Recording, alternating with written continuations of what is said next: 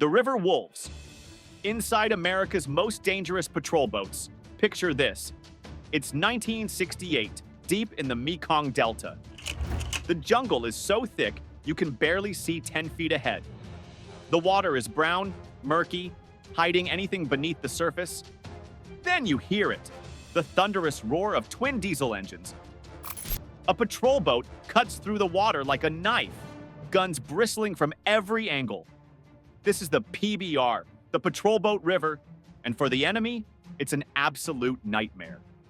Today, we're diving deep into the world of river patrol boats, vessels that operate in the most challenging, dangerous waterways on Earth. These aren't your grandfather's Navy ships.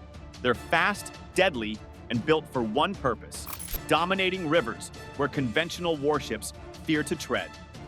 By the end of this video, you'll understand why these compact combat machines are some of the most feared vessels in naval warfare. So hit that subscribe button, because we're about to enter the shallow, deadly world of river combat, birth of the river rats. Let's rewind to Vietnam. The US Navy had a massive problem. The Viet Cong were using rivers and canals as highways, moving troops, weapons, and supplies under the cover of thick jungle. Traditional naval vessels? Useless. They drew too much water, moved too slowly, and couldn't navigate the shallow, winding waterways. Enter the PBR Patrol Boat River. These fiberglass-hulled speedboats were revolutionary. 31 feet long, powered by twin 220-horsepower diesel engines, and armed to the teeth with machine guns and grenade launchers. They could reach speeds of 28 knots and operated in water as shallow as 2 feet. 2 feet! That's barely knee-deep. The crews who manned these boats became known as the River Rats, and they earned that nickname through sheer guts. Imagine this.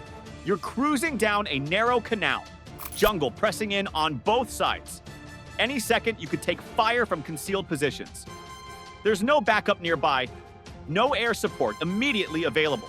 Just you, your crew, and your guns. The PBRs conducted over 1 million patrols during Vietnam. They interdicted enemy supply lines, inserted and extracted SEAL teams, and engaged in countless firefights. These boats had a unique advantage: surprise and speed. They could race into an area, unleash devastating firepower, and vanish before the enemy could effectively respond. But here's what made them truly special: their versatility. One moment, they're conducting a routine patrol, checking fishing boats for contraband.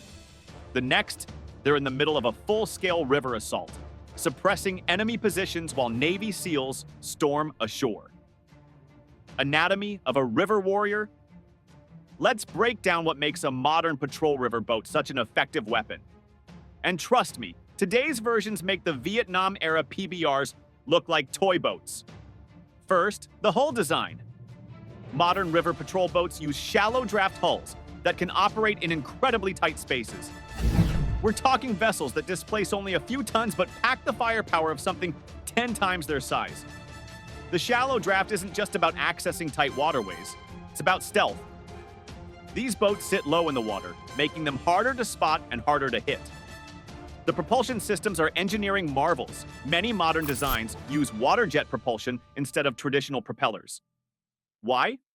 Water jets eliminate the risk of fouling on underwater obstacles, debris, fishing nets, aquatic vegetation, modern missions, and mayhem. So where are these boats operating today? Everywhere that matters. In Iraq, Riverine squadrons patrolled the waterways around Basra and along the Shatt al-Arab, interdicting weapons smugglers and protecting critical infrastructure. These weren't peaceful patrols. Crews regularly engaged in firefights with insurgents attempting to plant improvised explosive devices along the riverbanks. In Latin America, patrol boats are on the front lines of the war against drug traffickers. The rivers of Colombia, Peru, and Brazil serve as highways for cocaine, moving from production areas to distribution points. Patrol boats operating in these regions are engaged in a high-stakes game of cat and mouse with heavily armed cartel forces. Here's something most people don't realize. Drug cartel boats are fast. We're talking semi-submersible vessels capable of 40-plus knots, carrying multi-ton cocaine loads. The patrol boats chasing them need to be faster, better armed, and more maneuverable. It's essentially a high-speed chase, but on water through narrow jungle rivers, often at night. In Africa, river patrol boats protect against piracy, illegal fishing, and smuggling operations. The Niger Delta, the Congo River, and Lake Victoria all see regular patrol boat operations. These missions combine law enforcement with counterterrorism, as militant groups often use waterways for mobility and logistics. But perhaps the most challenging environment is counter-piracy operations in Southeast Asia. The waters around Indonesia, the Philippines, and Malaysia are infested with pirate groups that prey on commercial shipping. Patrol boats operate in this complex archipelago environment, conducting boardings, investigations, and, when necessary, armed interventions. What makes these missions so dangerous? The enemy knows the terrain better than you do. They know every inlet, every hiding spot, every ambush point. You're operating in their backyard, and they have the home field advantage. The future of river combat. The future of patrol boat warfare is being written right now, and it's absolutely fascinating. Unmanned systems are revolutionizing river patrol operations. Small, autonomous boats equipped with sensors and weapons can scout ahead of manned vessels, identifying threats without risking crew lives. These drones can loiter for hours, providing real-time intelligence and serving as early warning systems. We're also seeing the integration of artificial intelligence for threat detection. AI systems can analyze video feeds, identify suspicious behavior patterns, and alert operators to potential threats faster than any human could. Imagine a system that can automatically detect the thermal signature of hidden personnel on a riverbank, or identify the outline of a concealed weapon under a tarp. Directed energy weapons, yes, lasers, are being tested on patrol boats. These systems can disable enemy vessels by targeting their engines or navigation systems without causing casualties. The weaponry is getting smarter too. We're moving toward guided munitions even on small patrol craft.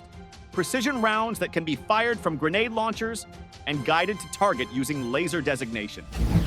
This allows patrol boats to engage threats at greater ranges with minimal collateral damage. Stealth technology is coming to riverboats. New designs incorporate radar-absorbent materials and acoustic dampening systems that make these vessels harder to detect. Imagine a patrol boat that can approach within striking distance before the enemy even knows it's there. River patrol boats represent a unique intersection of speed, firepower, and versatility. They operate in some of the most challenging environments on Earth, crewed by sailors who face danger around every bend in the river. These aren't the glamorous warships that dominate the open ocean. They're the workhorses of brown-water naval warfare, unglamorous, brutal, and absolutely essential.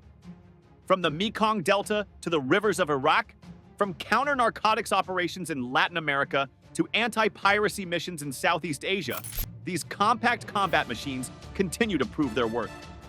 They're the vessels that go where others can't, fight where others won't, and dominate environments where conventional wisdom says naval power doesn't belong. If you enjoyed this deep dive into river patrol boats, smash that like button and subscribe for more naval warfare content.